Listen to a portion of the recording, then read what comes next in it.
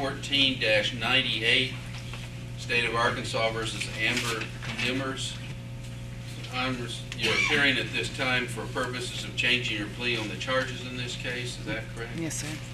And you're doing so based on an agreement that's been worked out for you by your attorney, Mr. Cooper. Yes, sir. Have you discussed the terms of it with your attorney, and do you understand the terms of the agreement and the punishment you're Yes, to sir. receive? Okay. And are you satisfied with the advice and representation Mr. Cooper's provided you? Yes, sir. On the charges of the theft of property, a Class D felony, and criminal trespass, a Class B misdemeanor, how do you now plead? Guilty. You're in this plea of guilty pursuant to and the agreement that we just discussed, and that agreement is set out in writing in this document I'm holding up called the plea statement. Have you read through this plea statement I don't know. Yes, and that's signed what it? you're. Yes. And do you understand what's set out in the plea statement? Yes.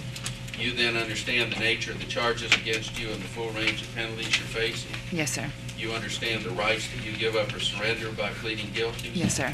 The most important of those rights you're giving up is the right to a trial by jury, Yes, sir. the right to be represented by an attorney and have the assistance of that attorney at trial. Yes. You're giving up the right to confront the witnesses that would appear and testify against you at trial. And finally, you're giving up the right to appeal. Do you understand these rights you're giving up? Yes, sir. And understanding what you're giving up, are you still willing to plead guilty? Yes, sir. Are you pleading guilty here today freely and voluntarily? Yes. Has anybody in any form or fashion forced you into entering this plea of guilt? No, sir. As you plead guilty here today, do you acknowledge the truth of the charges against you? Yes, sir. On or about the 14th day of March 2014, here in Mountain Home, do you acknowledge that you engaged in activity of stealing from, I guess you shoplifting shoes, and then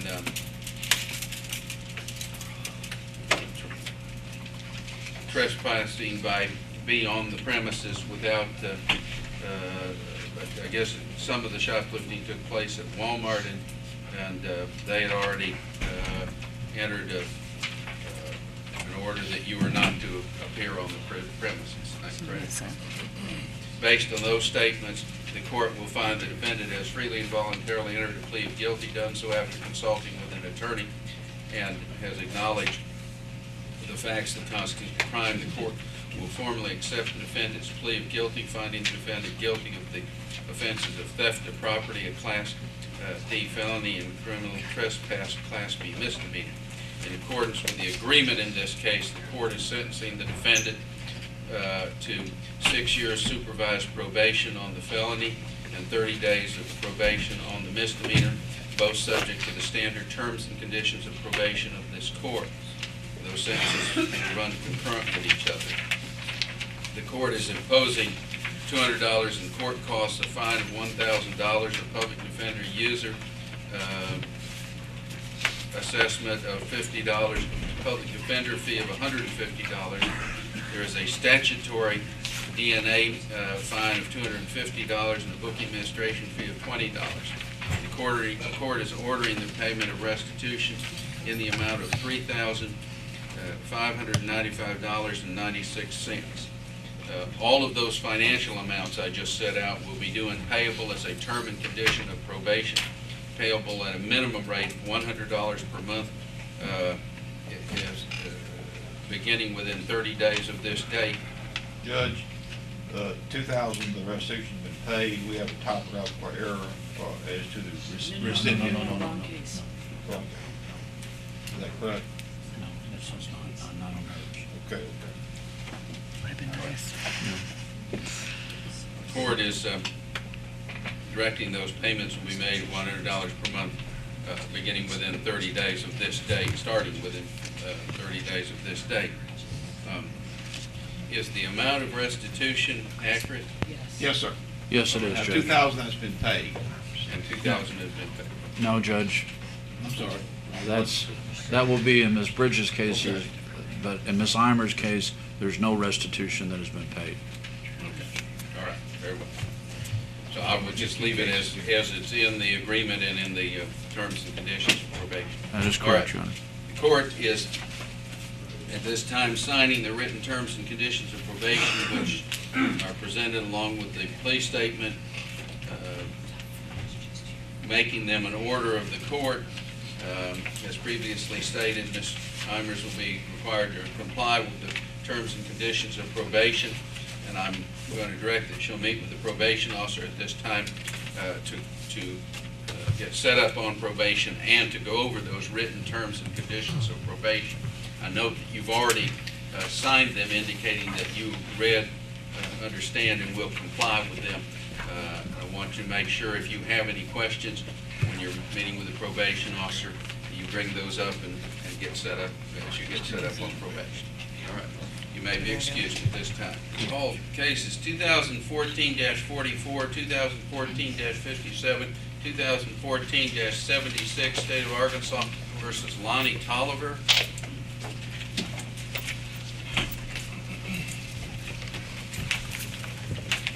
Your Honor, Mr. Tolliver was brought over at my request.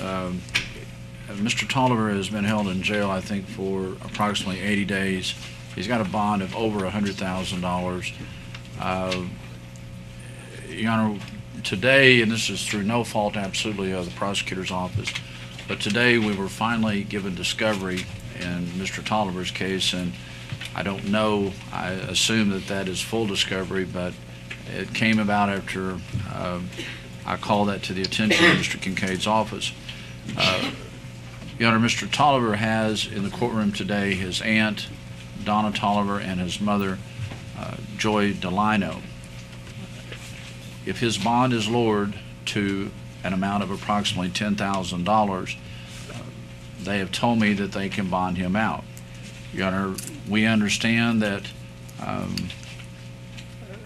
on such a drastic reduction that in all likelihood this would be some sort of house arrest, ankle monitor, or something along those lines. He would live at the address where he was living when this occurred, or when the arrest occurred, 6859 Highway 62 West in Gassville. And again, Ms. Tolliver and his mother, Ms. Delino, are here to show that this is what is going to happen. Your Honor, on these charges are nonviolent offenses. I see no reason that this gentleman should not have a bond reduction, particularly in view of the fact that he's been sitting and waiting on discovery, which I think was only given to the prosecutor's office yesterday. So we've not been able to do anything progressive on his case while he's been in jail. Judge, I point out that he has not just one case, but three for the same offense. First one occurring around February the 12th, second one occurring around February the 20th, and the third one sometime in March. And, All the same charges, though, Judge. but he continued his conduct of counterfeiting money. He was caught with counterfeit money, passing counterfeit money, and actually manufacturing counterfeit money. And that's the reason he's in jail, the reason the bond was signed. The two cases on Judge Putnam's docket are set for trial in September. Those have been handled and are ready to go. They're not on your docket. Yeah, all three of these are on my docket. One of them was original on Judge Putnam's, but had been transferred. All right, well, I've got trial setting. I don't know if y'all going to keep the same trial schedule or not, but at any rate, they do have trial settings on them. The third one does not have one yet. But that's his. Two of these were assigned to mine to begin with, and only one has been transferred to my docket. Okay. Of these three cases that we just called here are all on my docket. I just was looking at Judge Putnam signed some sort of scheduling order, but it may have been from He Polly. did in 2014-57, but that was before it was transferred to my docket. Okay. I just knew that I had an order on that. But that's his criminal history, Your Honor. On this matter, I don't know what his criminal history score would be. Do you know, Ruth?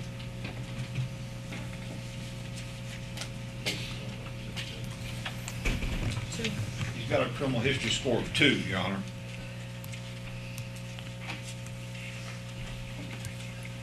Now, counting these 3 cases. So he will be an individual offender, I believe.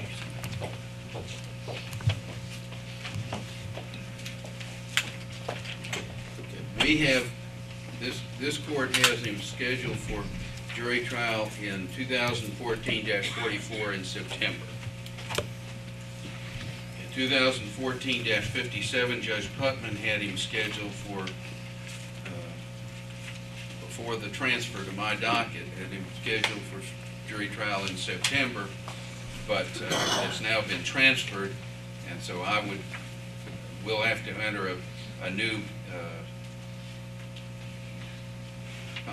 we'll have to enter a new scheduling order in 2014-57, scheduling it. I know that at the back of that case, even after it was transferred to my docket, Judge Putman entered an order ordering him to appear on May 8th of the week. So I don't know, there may be some confusion on that case, whether whose docket it's on, but right now I've entered an order and it's on the Division 4 docket, so we need a new scheduling order.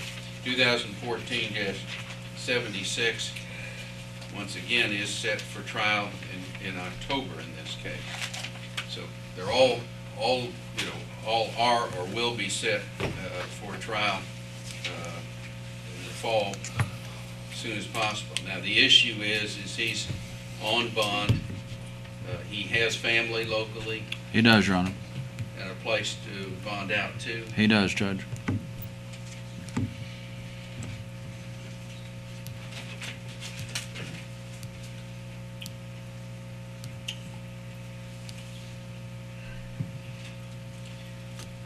Courts are going to reduce the bond to $20,000 to cover all 3 cases. Condition that upon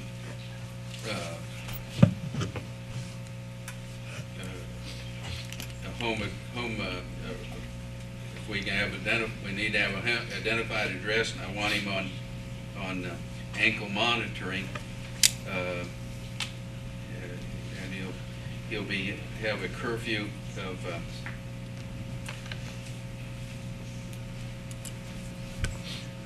from 7 in the, he'll be from 8 o'clock at night until 7 in the morning, unless he obtains employment and the hours of his employment conflict with that.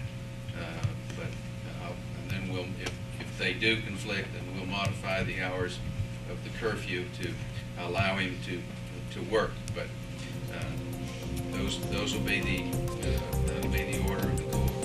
Thank you, Your Honor.